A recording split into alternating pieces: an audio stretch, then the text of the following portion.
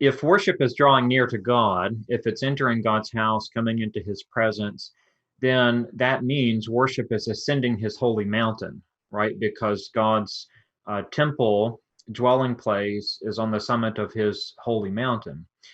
Now, you have here in Scripture the idea of a heavenly, presently veiled, and therefore invisible mountain on which God dwells, his permanent dwelling place, his heavenly home. But then in Scripture, you also have visible earthly projections of that heavenly mountain. And there are numerous examples of that in Scripture. The first one is, of course, Mount Eden. You might also think of Mount Sinai. You should think of Mount Sinai. And then, Mount Zion, of course, which is the one that gets most attention, I think, in Scripture.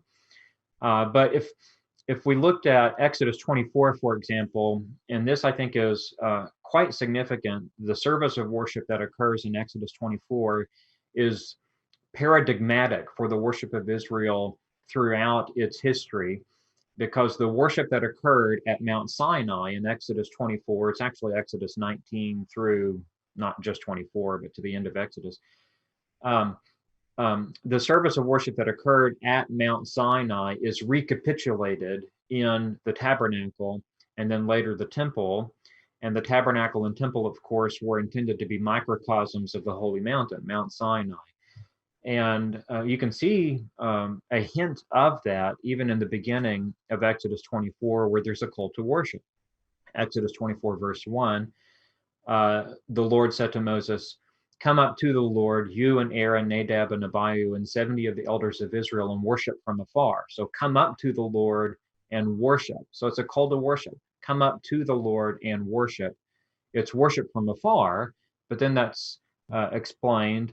Moses alone shall come near to the Lord. So there's that language again, drawing near to the Lord.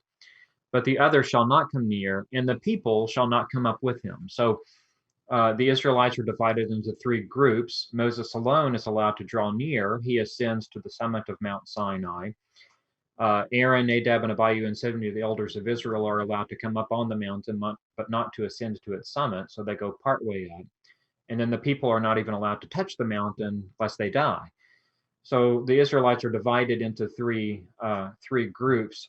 Those three areas then are represented in the three areas of the tabernacle and the temple. So the Holy of Holies, that's the inner part of the sanctuary, the most holy place, would correspond to the summit of the mountain. Then the holy place, the first room of the sanctuary, would correspond to the middle part of the mountain where the 70 elders went and the priests went.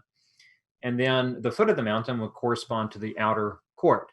And of course, later in Exodus 24, Moses builds an altar at the foot of the mountain, and that's where the altar where the sacrifices were made would stand in the tabernacle and temple, there in the courtyard, the outer court. But the point that I want to make here is that in this call to worship, what this call is a call to ascend God's mountain. It's a call to draw near to God, which means coming up his mountain, ascending his holy mountain into his presence, is the Holy of Holies at the summit of the mountain. Only Moses was allowed to do that in the book of Exodus. Later, the high priest, Aaron, is allowed to do that by entering the Holy of Holies, which he would do on one day out of the year, on the Day of Atonement. He would enter the most holy place and thereby ascend to the summit of God's holy mountain. And a New Testament text that corresponds to what happened in Exodus 24 is Hebrews chapter 12, which you were referring to earlier.